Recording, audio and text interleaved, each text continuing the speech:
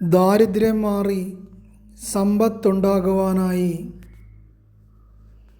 2 വെള്ളി നാണയം കഴുകി ശുദ്ധമാക്കി, ഉപ്പുജലത്താലും ശുദ്ധമാക്കി,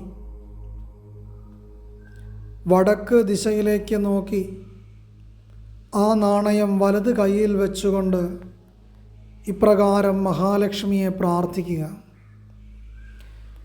കുബേരത്വം ധനാധീശ ഗൃഹദേ കമലാസ്ഥിതാം താം ദേവീം പ്രേഷയത്വാംഷു മദ്ഗൃഹദേ നമോ നമഃ.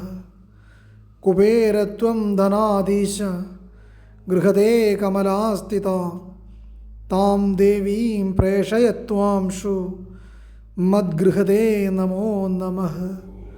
കുബേരത്വം ധനാധീശ ഗൃഹദേ കമലാസ്ഥിതാം താം ദേവീം പ്രേഷയത്വാംഷു മദ്ഗൃഹദേ നമോ നമഃ. കുബേരത്വം ധനാധീശ ഗൃഹദേ കമലാസ്ഥിതാം താം ദേവീം പ്രേഷയത്വാംഷു മദ്ഗൃഹദേ നമോ നമഃ. കുബേരത്വം ധനാധീശ ഗൃഹദേ കമലാസ്ഥിതാം താം ദേവീം പ്രേഷയത്വാംഷു മദ്ഗൃഹദേ നമോ നമഃ. കുബേരത്വം ധനാധീശ ഗൃഹദേ കമലാസ്ഥിതാം താം ദേവീം പ്രേഷയത്വാംഷു മദ്ഗൃഹദേ നമോ നമഃ.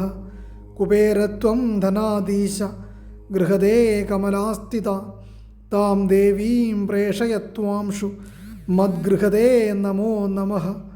കുബേരത്വം ധനാധീശ ഗൃഹദേ കമലാസ്ഥിതാം താം ദേവീം പ്രേഷയത്വാംഷു മദ്ഗൃഹദേ നമോ നമഃ.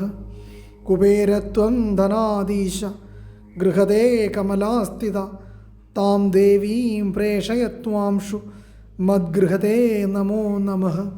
കുബേരത്വം ധനാധീശ ഗൃഹദേ കമലാസ്ഥിതാം താം ദേവീം പ്രേഷയത്വാംഷു മദ്ഗൃഹദേ നമോ നമഃ. ഈ വിധം പ്രാർത്ഥിച്ച് ഒരു നാണയം പണം സൂക്ഷിക്കുന്ന സ്ഥലത്തോ വിളക്ക് കത്തിക്കുന്ന സ്ഥലത്തോ സൂക്ഷിക്കുകയും ഒരു നാണയം തൻ്റെ പക്കൽ പേഴ്സിലോ സൂക്ഷിക്കുക. ദാരിദ്ര്യം മാറി ക്രമേണ സമ്പത്തുണ്ടാകുന്നതാണ്.